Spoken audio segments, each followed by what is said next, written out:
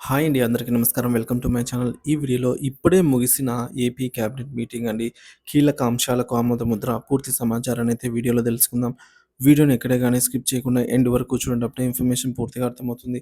Video చూస్తున్న ప్రతి ఒక్కరు వీడియోకి లైక్ చేయండి ఫ్రెండ్స్. ఈ వీడియోని తోటి ఉద్యోగ పెన్షన్ తోటి మిత్రులతో అయితే షేర్ చేయండి. అలాగే వీడియో చూస్తున్న ప్రతి ఒక్కరు వీడియోకైతే లైక్ చేయండి. కొత్తగా మన ఛానల్ చూస్తున్నవారు సబ్స్క్రైబ్ చేసుకున్నట్లయితే వెంటనే మన ఛానల్‌ని సబ్స్క్రైబ్ చేసుకోండి. దీని ద్వారా నేను చేసే లేటెస్ట్ వీడియోస్ అన్నీ మీ వరకు రీచ్ అవుతాయి. ఇక ఆలస్యం చేయకుండా వివరాల్లోకైతే వెళ్ళిపోదాము. సో ఫ్రెండ్స్, ఇక విషయానికి వచ్చినట్లయితే ఏపీ క్యాబినెట్ కీలక సమావేశం ప్రజలకు, ఉద్యోగులకు, పెన్షనర్లకు ఎలాంటి నిర్ణయాలు అనేది తెలుసుకుందాం. ఆంధ్రప్రదేశ్ క్యాబినెట్ సమావేశం సీఎం చంద్రబాబు నాయుడు గారి అధ్యక్షతన అయితే ముగిసింది. తమ కోసం ఏ నిర్ణయాలు తీసుకున్నారో తెలుసుకునేందుకు ప్రజలు, ఉద్యోగ ఉపాధ్యాయులు, పెన్షనర్లు, అంగన్వాడీ టీచర్లు, కాంట్రాక్టర్లు, అవుట్‌సోర్సింగ్ ఉద్యోగులు వీరంతా కూడా ఆసక్తిగా ఎదురుచూశారు. ఈ సమావేశంలో మొత్తం 21 కీలక అంశాలపై చర్చ జరిపి వాటికి మంత్రివర్గం ఆమోదం తెలిపింది. నామినేటెడ్ పోస్టులలో బీసీలకు 34% రిజర్వేషన్, పరిశ్రమల అభివృద్ధి, విద్యుత్ ఉత్పత్తి, ప్రాజెక్టులకు, విద్య, ఆరోగ్య, సంక్షేమ రంగాల్లో కీలక నిర్ణయాలు తీసుకున్నారు. మరి ముఖ్యమైన నిర్ణయాలు ఏంటి అంటే బీసీలకు 34% రిజర్వేషన్, నామినేటెడ్ పోస్టులలో బీసీలకు 34% రిజర్వేషన్ కల్పించేందుకు కేబినెట్ ఆమోద ముద్ర తెలిపింది. ఇక పరిశ్రమల అభివృద్ధికి భారీ పెట్టుబడులు. రాష్ట్రంలోని వివిధ ప్రాంతాల్లో 44,776 కోట్ల పెట్టుబడులతో పరిశ్రమలను అభివృద్ధి చేయాలని అయితే నిర్ణయం తీసుకున్నారు. ఇక పంపుడు స్టోరేజ్, సౌర, పవన, విద్యుత్ ఉత్పత్తుల ప్రాజెక్టులకు ఆమోదం. రాష్ట్రంలో పర్యావరణ అనుకూలమైన విద్యుత్ ఉత్పత్తికి భారీ ప్రాజెక్టులనైతే ఆమోదించారు.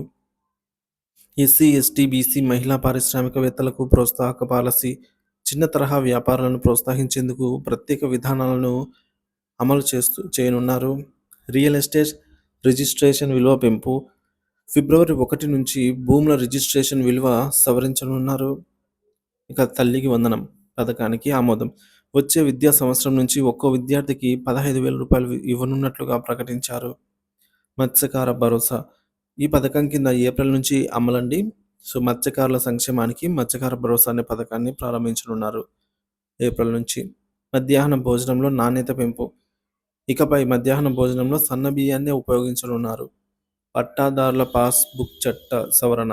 భూ హక్కుల రక్షణ కోసం పట్టాదారుల పాస్ బుక్ చట్ట సవరణ ప్రతిపాదనకైతే ఆమోదం. గాజువాక రెవెన్యూ పరిధిలో భూముల క్రమబద్ధీకరణ. గాజువాక పరిధిలో నిర్మాణాలకు సంబంధించి చర్చించి ఆమోదం తెలిపారు. ఉద్యోగులకు, ఉపాధ్యాయులకు, పెన్షనర్లకు ఎలాంటి నిర్ణయాలు అంటే ఇకపోతే ఫైనల్గా మన ఉద్యోగులకు, పెన్షనర్లకు, ఉపాధ్యాయులకై బడ్జెట్లో కీలక నిర్ణయాలు ఉండవచ్చని అయితే అంచనా. 25,000 కోట్ల బకాయిలు, పీఆర్సీ అంశాలు ఇంకా పెండింగ్లోనే ఉన్నాయి. పీఆర్సీ కమిషన్ ఏర్పాటుపై నిర్ణయం తీసుకోకపోవడంతో ఉద్యోగుల నిరాశ. ఐఆర్ ప్రకటన లేకపోవడంతో 30% పెంపు ఆశించిన ఉద్యోగులకు నిరుత్సాహం.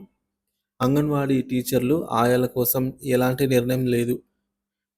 164 ఖాళీ సూపర్వైజర్ పోస్టులను భర్తీపై అయితే చర్చ జరగలేదు. ఎన్నికల హామీ ప్రకారం అంగన్వాడీ టీచర్ల జీతాల పెంపుపై ఎటువంటి ప్రకటన లేదు.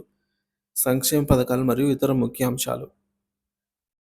మహిళలకు ఉచిత బస్సు ప్రయాణం, ఫ్రీ బస్ పథకానికి కేబినెట్ గ్రీన్ సిగ్నల్ ఇచ్చినట్టు సమాచారం. ఎన్టీఆర్ గృహ పథకం కొనసాగింపు. గ్రామాల్లో 3 సెంట్లు, పట్టణాల్లో 2 సెంట్ల భూమిని లబ్ధిదారులకైతే కేటాయించనున్నారు. ఉద్యోగులకు ఆర్థిక మరియు సేవా సంబంధిత సమస్యల పరిష్కారం కోసం బడ్జెట్లో చర్చించే అవకాశం. వచ్చే బడ్జెట్లో ఉద్యోగులకు, పెన్షనర్లకు సానుకూల నిర్ణయం ఉంటుందా అంటే ఉద్యోగుల పీఆర్సీ బకాయిల క్లియరెన్స్ అంశంపై ప్రస్తావించకపోవడం ఉద్యోగుల్లో అసంతృప్తి కలిగిస్తోంది. పీఆర్సీ కమిషన్ ఏర్పాటు, ఐఆర్ ప్రకటన కోసం ఉద్యోగుల నిరీక్షణలో ఉన్నారు. బడ్జెట్ సమావేశాల్లో ఉద్యోగుల సమస్యలకు పరిష్కారం వచ్చే అవకాశం ఉంది. ఈ విధంగా మరిన్ని సంక్షేమ పథకాలు, ఉద్యోగులకు సానుకూల నిర్ణయాల కోసం బడ్జెట్ సమావేశాల్లో ప్రభుత్వం ఎలాంటి ప్రకటన చేస్తుంది చూడాల్సి ఉంది మరి. సో బడ్జెట్ కూడా ఈ నెల 24వ తేదీన అయితే జరగబోతున్నాయన్నమాట బడ్జెట్ సమావేశాలు. మరి బడ్జెట్ సమావేశాల్లోనే ఉద్యోగులకు సంబంధించినటువంటి 25,000 కోట్ల బకాయిలు, అలాగే ఇక పీఆర్సీ, ఐఆర్ వీటన్నిటి గురించి చర్చించే అవకాశం అయితే ఉందన్నమాట.